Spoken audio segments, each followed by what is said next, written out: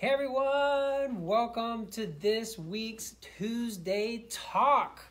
Woohoo! We're so glad you're here joining in from all over. Especially want to give a shout out to those of you who are new on the team. If this is your first Tuesday Talk, we just want to welcome you and thank you so much for being here and being on the team. Woo-hoo! So you might be wondering, who are these people, right? Who am I? Who are you, Amanda? Who are any of us? Right? We don't know half the time. Anyways, I am Rafael. You don't have to roll the R. Yeah, well, you do that pretty good. You don't have to roll the R. It's Rafael. I'm the Associate Church Online Pastor. And with me today is the one and only... I'm Amanda Sims, and I'm the prayer team pastor. The prayer team pastor. All right, Woo-hoo! So what are we going to talk about today, Amanda? First, wait, what's a Tuesday Talk? Oh, yeah, what is a Tuesday Talk? Tuesday Talk, and we're just having fun here, is our opportunity to really just pour into you guys, to keep you encouraged and motivated as you serve people from all around the world each and every week. You do that so faithfully and so consistently, and we just want to give back. Right. We want to give back and share with you things that we've learned, some things that will hopefully encourage you in your life. Yeah. So that's what Tuesday Talks are. Yes. And if you're a regular on Tuesday Talks, you're probably wondering, why does it look different? We didn't have that fun video in the beginning, and the video looks a little different than usual. Yeah. Well, actually, our video producer, Austin Patterson, is busy right now working on a worship video shoot for Church Online at Christmas. Yes. So we are super excited about how it's going to turn out. We can't wait to see it. So be watching. Yes. Start thinking about who you're inviting to the Christmas services. That's right. It's going to be awesome. Good. Anyway, all right. Today. So what are we talking about today? Today we're going to talk about Craig Rochelle's Leadership Podcast. For those of you who don't know, Craig Rochelle is our senior pastor. I'm sure you know that already. And he does a leadership podcast the first Thursday of every month it comes out. Yeah, and sometimes bonus episodes in the middle of the month. Yeah, and those are great too. It has so many great golden nuggets in it that we thought, man, let's all watch it together. Mm-hmm. And then let's share some of these things with the team. Right. And so that's what we're going to do today. We're going to talk about how to become a centered leader. Oh. And so it's really cool because the title actually of the leadership podcast is being the centered, how to become the centered leader your team craves. Yeah. So we want to become more centered in our leadership. Yeah. And we're going to first start off by talking about 3 traits that will keep us off course, that will derail us or make us uncentered. And they are these 3 things. Number 1, you're annoyingly insecure. Okay, insecurity can derail us. Number 2, you're consistently unpredictable. And then number 3, you're distastefully self-absorbed. So we're going to get into that. But first, we want to say hi to Marseille. Yeah. How you doing? There's Good Hazel. to see you. Hazel here. Sylvester and Mary. What's up, Sylvester? Kevin. Ruth. Yeah. Aaron. Awesome. Nike. Dang, y'all just jumping in. I love it. Hi. Awesome. From all over. So great to see you. Yeah, for sure. UK There's representing. Sue and yeah. Hi, guys. Yeah, Glad great you're here. to see you here. Okay. All right, you want to start off with the first one? So let's talk about being annoyingly insecure. An insecure leader is really needy, and they're actually always looking for someone to, out loud or even subconsciously, they're looking for someone to say, you're a good leader. Yeah. They're wanting someone to affirm them all the time. They avoid conflict. They might lack direction. They don't really know what direction they should go because they're afraid they're going to be wrong, afraid to make a mistake, so much so that they kind of get paralyzed. Sometimes it can manifest as being arrogant, like, I know it all, you can't tell me anything different. They might be passive, afraid to make a decision because they're afraid they're going to make a mistake. Sometimes they're micromanagers. They want to know all the details because what if somebody on my team isn't doing what they're supposed to be doing and I can't have that. So they sometimes take credit for the successes of the team, but pass blame if something goes wrong. Oh, yeah. Instead of, like, a good leader is going to take ownership of everything and own it themselves. These people, insecure leaders, will produce insecure followers who don't know that they can go to their leader with a question, can't ever look like they don't know what's going on. They feel like they have to always be on their game because their leader might freak out if they are not. Yeah. Yeah, and then everybody freaks out. Yeah. Right, and on the team. I've had leaders like this, and it feels like you walk on eggshells, because if something goes wrong, it's about their identity that's at stake. They don't have the confidence to just walk in who they are, because who they are is wrapped up in what's going on around them. Yes, definitely. So that's number one, is you're annoyingly insecure. So if you let insecurity get in the way, that could definitely derail you. And truth be told, when we look at these 3 traits, we can see ourselves probably in all 3 or 1 or 2, whatever it is. Yeah, combinations. Yes, we can definitely resonate with that. Right. And so these are some warnings, Right. warning signs that we need to look out for. Number 2, you're consistently unpredictable. This type of leader is all over the map. I mean, literally, if we had a map back here, this leader would be all over the map. The team has no idea what to expect. The direction will change on a whim. And I've seen this happen when leaders just are so in love with change that for the sake of tinkering and for the sake of change, they're just going to blow things up and just change things. And so the team doesn't know what to expect. Yeah, and success is a moving target. And you never know when you're going to get it. Right. Yeah. There's always a new project, a new emphasis, a new focus. And the team members wind up playing it safe because they don't know. There's not enough trust with this leader. Right. And instead of bringing new ideas to the table, they keep them to themselves. Right. So here's the thing about this type of leader. Unpredictable leaders produce hesitant followers. So if we're consistently unpredictable, that's another warning sign. Right. Like they might be really helpful one day and very aloof another day. They might be praising you one day and nitpicking and criticizing the next. You don't know what to do. Yeah, and speaking of not knowing, this next one is especially dangerous because it's you're distastefully self-absorbed. Now, the thing about being self-absorbed is that you may not even know that you're self-absorbed. People might be trying to give you feedback, but you're closed off to that feedback. You just clam up. You're like, I'm not going to hear it. Right. I'm not going to hear the feedback. So you don't listen to input. It's this type of leader. It's their way or the highway. If their followers don't follow their direction, it's him against the followers. This person is self-absorbed. It's about their vision. It's about their dreams and their goals with little to no input from the team. So we have to be very careful that we're not self-absorbed in our leadership. Right. Very, very careful. Self-absorbed leaders produce resentful followers. You don't want that type of resentment. In our lives. And that can happen not just in a team leading kind of context like work or volunteer. It can happen in your family too. Yes, for sure. I know that when I'm kind of absorbed in what's going on in my own little realm and stressed out because it's a busy week and there's a lot going on, and then I walk in the door and maybe the laundry's all over the place and the dishes are a mess, and I start freaking out because of how that impacts me. Like, I want you all to do things the way I want it done so that I can feel peaceful. And I. When you start hearing I, that's a bad trigger. Yeah. So recognizing that at home even, I need to be careful to not be self-absorbed and think about how is my ranting and raving impact the people I live with. Yes, that's so true. And I've seen that in my own home life too, like being very careful. Because here's the thing about leadership. It influences every scope, every avenue, every single thing in our lives. Yeah. And if you're watching this and you're saying this, you might be saying to yourself, well, this leadership talk isn't for me. I'm not a leader.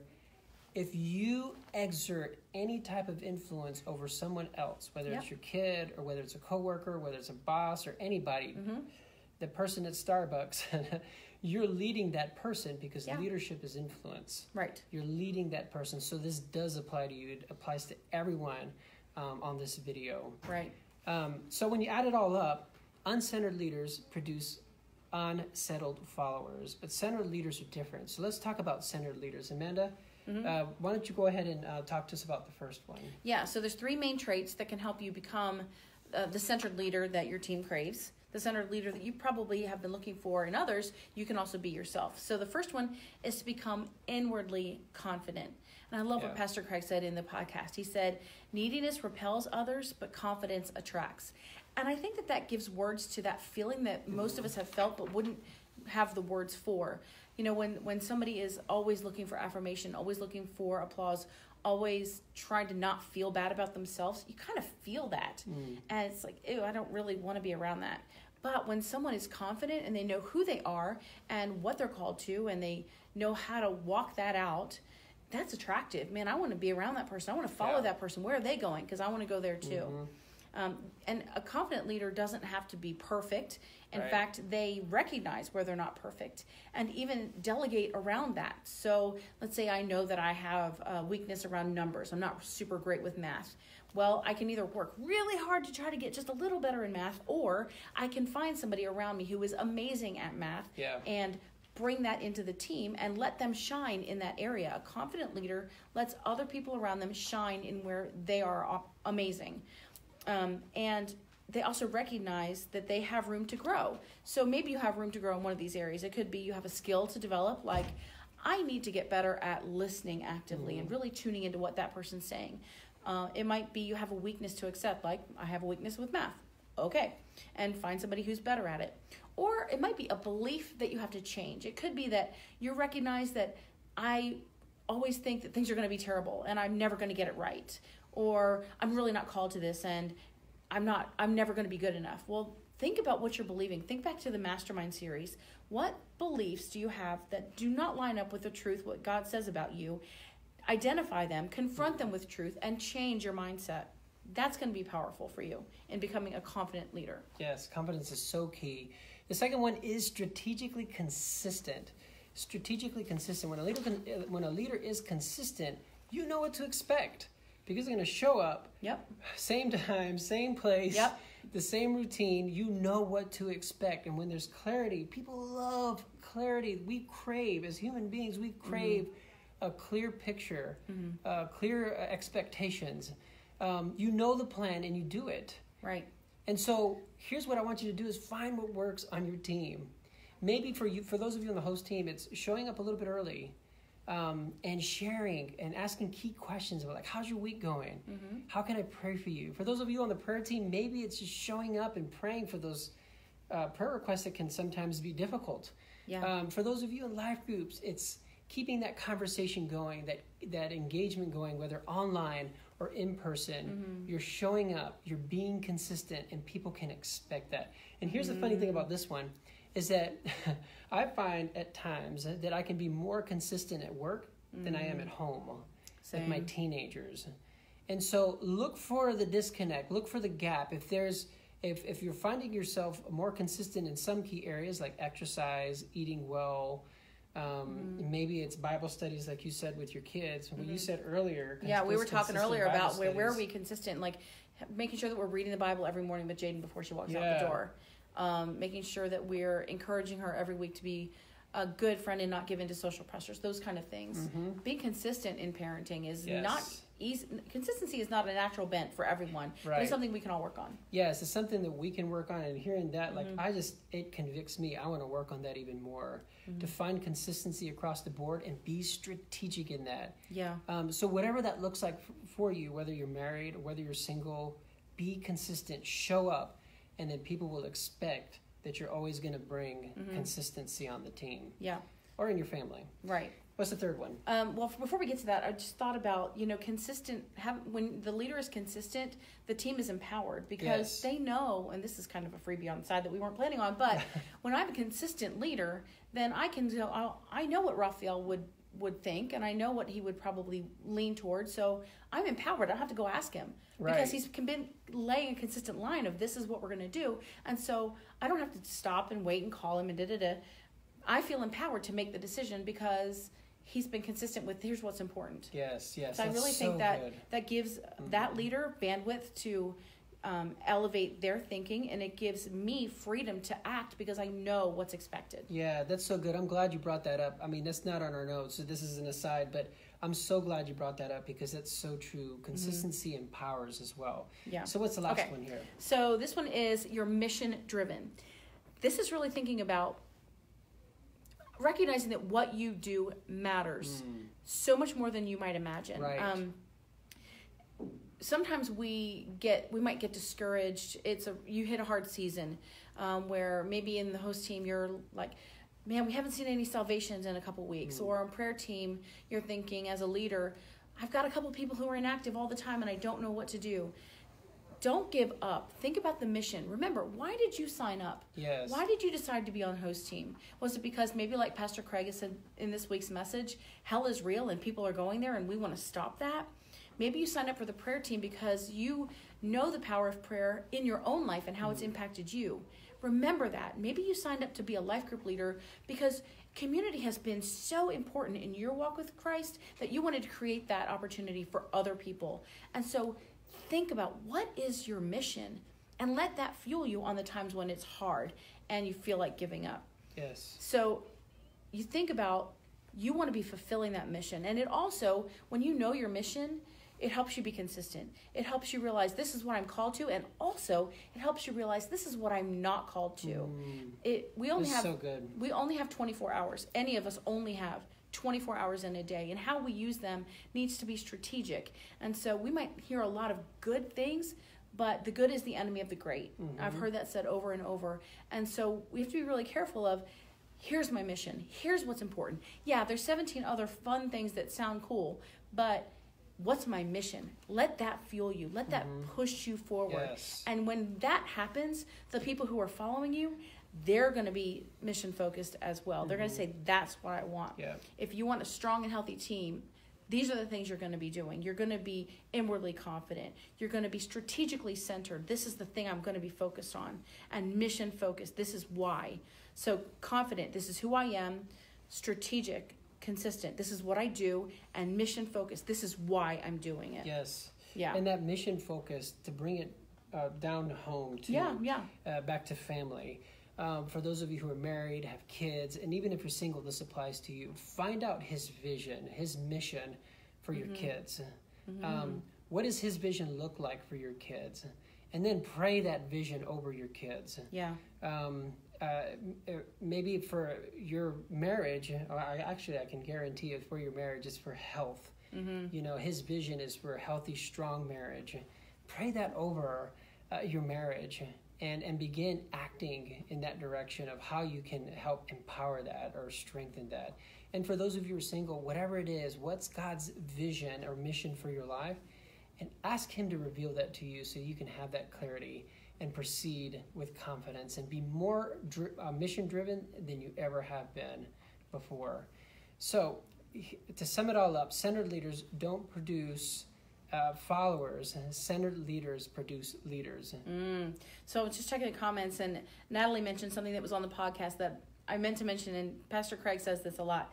Successful people do consistently what everyone else only does occasionally. Yes. Whew, that's so rough, man. And that's really, like, I've been really working on some specific disciplines and being consistent this year. And it's not easy, but that's what brings success, is doing the things that nobody sees that are consistent, that other people are only doing every now and then, right? Right. And Sylvester says, thanks, guys. You are empowering us to come up a little higher. Yes. Love that slide. Awesome. Thank you. Thank you. And Pate says, yep, good is the enemy of the great. This is so good. Thank you, guys. Yeah. Man, so many great comments. Yes. So glad to see you all here. Yep. Okay, So what did we... Yeah. Sorry. Let's unpack it. We want to hear from you guys. What do we want to share? Yeah, first of all, tag your team. If they miss this, please, please, please tag your team. We love when you do that because they come in later in the week and they'll watch this episode and feel energized as well. That's our hope and goal. So go ahead and tag them. And in the comments below, I want to leave you with a few discussion questions, and we'd love for you to share. Number one, of the 3 qualities of centered leadership, which one do you need to develop to become more centered in your life or to become more centered in your leadership? So those 3 things were inwardly confident, strategically centered, and mission focused. Yes. And then the second thing we'd love for you to put in the comments below is, what are you going to do about it? If you want a stronger team, become a centered leader. Share that in the comments below so that we can encourage you and pray for you. And we just want to say again, thank you so much each and every week for your faithfulness. We love you. We are praying for you. Whoever finds God finds life. Finds life.